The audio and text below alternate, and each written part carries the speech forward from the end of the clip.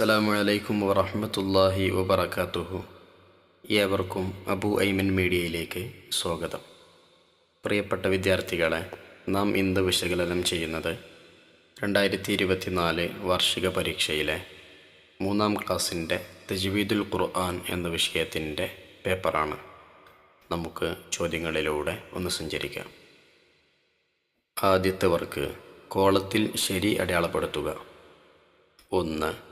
സാക്കിനായ മീമിനെ ഇഖ്ഫാ ചെയ്ത് ഓതണം. ഉദാഹരണങ്ങൾ നോക്കാം.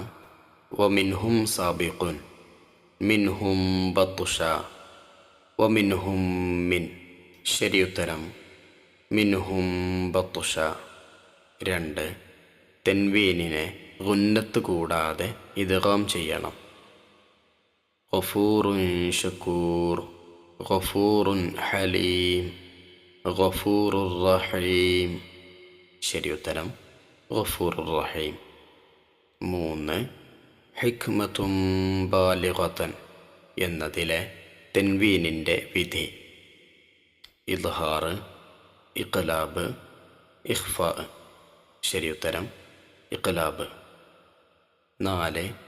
സാക്കിനായ നൂനിനെ ഇദ്ഹാർ ചെയ്യൽ നിർബന്ധം.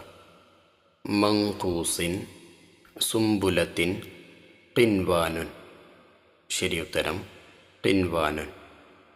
5. ഇഖ്ലാബിനെ സൂചിപ്പിക്കാൻ ഖുർആനിൽ കാണുന്ന ചിഹ്നം. മീം, സീൻ, സ്വാദ്. ശരിയുത്തരം മീം. 6.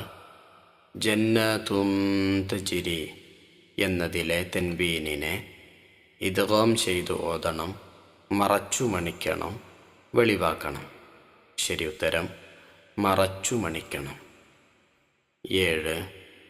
നിർത്തൽ ഏറ്റവും നല്ലത് എന്ന് സൂചിപ്പിക്കുന്നു. താഴെ 3 ചിഹ്നങ്ങളുണ്ട്. അതിലേത് ചിഹ്നമാണ് അതിനെ സൂചിപ്പിക്കുന്നത്? ശരിയുത്തരം രണ്ടാമതായി നൽകിയ അൽ വഖഫ് ഔല എന്നതിനുള്ള ചിഹ്നം. 8. ഈ അക്ഷരങ്ങൾക്ക് മുമ്പ് വന്ന തെൻവീനിനെ ഇഖ്ഫാ ചെയ്യണം. ബ, വാവ്, ലാമ്, റാ, ഷീന്, സ്വാദ്. ശരിയുത്തരം ഷീന്, സ്വാദ്. 9. സാക്കിനായ മീമിനെ വെളിവാക്കി ഓതണം. ലഹും മാ വലഹും ഫീഹ, ലഹും ബിഹി. ശരിയുത്തരം വലഹും ഫീഹ. 10. തെൻവീനിനു ശേഷം ലാം വന്നാലുള്ള നിയമം. ഇദ്ഗാമുൻ ബിഗുന്ന, ഇഖ്ലാബ്, ഇദ്ഗാമുൻ ബിലാ ഗുന്ന. ശരിയുത്തരം ഇദ്ഗാമുൻ ബിലാ ഗുന്ന. ഇനി നമുക്ക് രണ്ടാമത്തെ വർക്കിലേക്ക് പ്രവേശിക്കാം. ചേരുംപടി ചേർക്കുക. താഴെ ഏതാനും നിയമങ്ങളും ഉദാഹരണങ്ങളും നൽകിയിട്ടുണ്ട്. നമുക്ക് ശരിയായ രൂപത്തിൽ ക്രമപ്പെടുത്തി കൊടുക്കാം. 11. തൻവീനിനെ ഇഖ്ഫാ ചെയ്യണം. തൻവീനിനെ ഇഖ്ഫാ ചെയ്തതിനുള്ള ഉദാഹരണം 4ാമതായി നൽകിയിട്ടുണ്ട്. മാ അൻ സജ്ജാജ. 12. തൻവീനിനെ ഇദ്ഗാമുൻ ബിലാ ഗുന്ന ചെയ്യണം. അതിനുള്ള ഉദാഹരണം അതിൻ്റെ നേരെ നൽകിയിട്ടുണ്ട്. മാ അല്ലക്കും. 13. തെൻവീനിനെ ഇഖ്ലാബ് ചെയ്യണം. ഏറ്റവും മുകളിൽ മാ അം ബി ഖദരിൻ. 14. തെൻവീനിനെ ഇദ്ഹാർ ചെയ്യണം. മാ അൻ ഹമീമ. നമുക്ക് ഈ രൂപത്തിൽ ചേർത്ത് കൊടുക്കാം. ഇനി നമുക്ക് പേപ്പറിൻ്റെ പിറകുവശത്തുള്ള ചോദ്യങ്ങളിലേക്ക് പോകാം. പൂരിപ്പിക്കുക. 15. സുക്കൂനുള്ള നൂനിനു ശേഷം ഡാഷ് വന്നാൽ നൂനിനെ ഇഖ്ലാബ് ചെയ്യണം. സുക്കൂനുള്ള നൂനിനു ശേഷം ബാ വന്നാൽ നൂനിനെ ഇഖ്ലാബ് ചെയ്യണം. ബാ എന്ന് ചേർത്ത് കൊടുക്കാം. 16. തെൻവീനിനു ശേഷം റാ വന്നാൽ തെൻവീനിനെ ഡാഷ് ചെയ്യണം. തെൻവീനിനു ശേഷം റാ വന്നാൽ തെൻവീനിനെ ഇദ്ഗാമുൻ ബിലാ ഗുന്ന ചെയ്യണം. 17. സുക്കൂനുള്ള നൂനിനു ശേഷം ജീം വന്നാൽ നൂനിനെ ഡാഷ് ചെയ്യണം. സുക്കൂനുള്ള നൂനിനു ശേഷം ജീം വന്നാൽ നൂനിനെ ഇഖ്ഫാ ചെയ്യണം.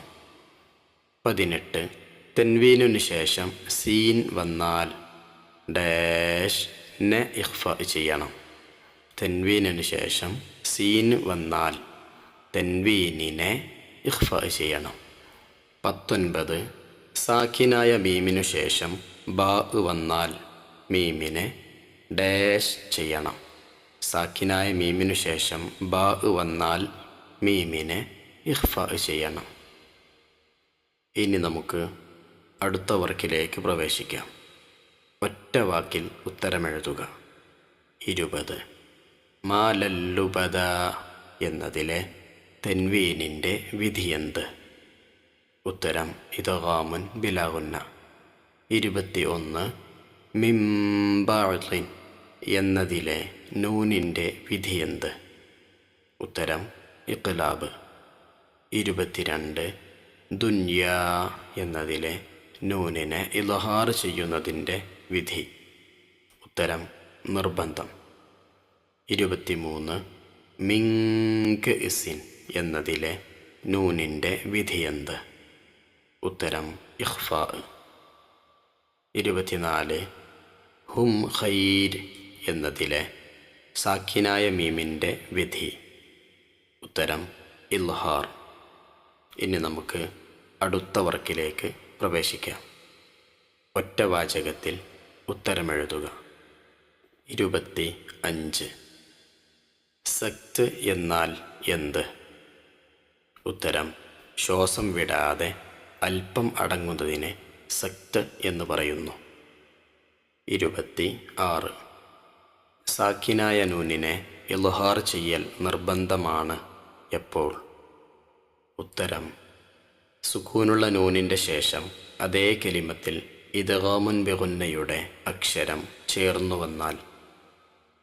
27 സാക്കിനായ നൂനിനെ ഇഖ്ലാബ് ചെയ്യണം എപ്പോൾ?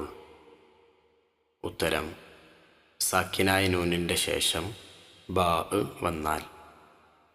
28 തൻവീനിനെ ഇദ്ഗാമുൻ ബിലാ ഗുന്ന ചെയ്യണം എപ്പോൾ? ഉത്തരം തൻവീനിൻ്റെ ശേഷം ലാമ് റാ എന്നീ ഹർഫുകൾ വന്നാൽ. ഇനി നമുക്ക് അവസാന ചോദ്യത്തിലേക്ക് പ്രവേശിക്കാം. 5 വരിയിൽ കുറയാതെ ഉപന്യസിക്കുക.